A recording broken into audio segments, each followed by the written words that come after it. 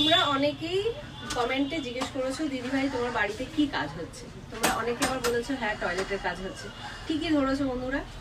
তা দীর্ঘদিন এই জল টয়লেট এই নিয়ে খুব সমস্যায় ভুগছিলাম। আমার ওপরটায় টিন ছিল, টিনের যে কাঠটা ছিল সেই কাঠটা পুরো জল খেয়ে খেয়ে পচে গিয়েছিল। টিন চারিদিক থেকে ফুটো হয়ে গিয়েছিল, বৃষ্টি হলে পুরো ঝর্ণার জলের মতো বাথরুম পুরো মানে হতো, মানে বৃষ্টি পড়লে বাথরুমে ঢোকা যেত না। তা এইরকম সমস্যায় দীর্ঘদিন কাটিয়েছি। শুধু একটা কারণেই হাত দিতে পারছিলাম না, কারণ আমার অপশনাল টয়লেট আর ছিল না।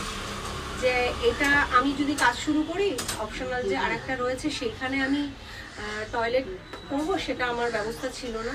তাই এই সমস্ত ভাবনা চিন্তা করতে করতে এত লেট, কিন্তু অবশেষে এখন যা পরিস্থিতি, এখন আমার হাত না দিলেই হতো না। যখন তখন মানে ভেঙে হুড়মুড়িয়ে মাথার উপর পড়ে মাথা ফেটে যাওয়ার মতন অবস্থা। তা সেই কারণে পাশের বাড়িতে টয়লেটের ব্যবস্থা করেছি, স্নানাদি শুরু করে সব ব্যবস্থা করেছি, করে এখন আপাতত হাত দিয়েছি। চাল খুলে ফেলা হয়েছে, এখানে ঢালাই হচ্ছে।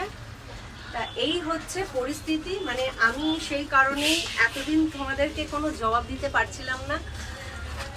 তা মোটামুটি কাজ অনেকটাই এগিয়ে গেছে, এখনো হয়তো কিছুদিন সময় লাগবে। মানে বাইরের কাজ হলে আবার ভেতরের কাজ রয়েছে, ভেতরের কাজ যখন হবে তখনও নিশ্চয়ই আমি তোমাদের সবটা শেয়ার করব, সবটা জানাবো।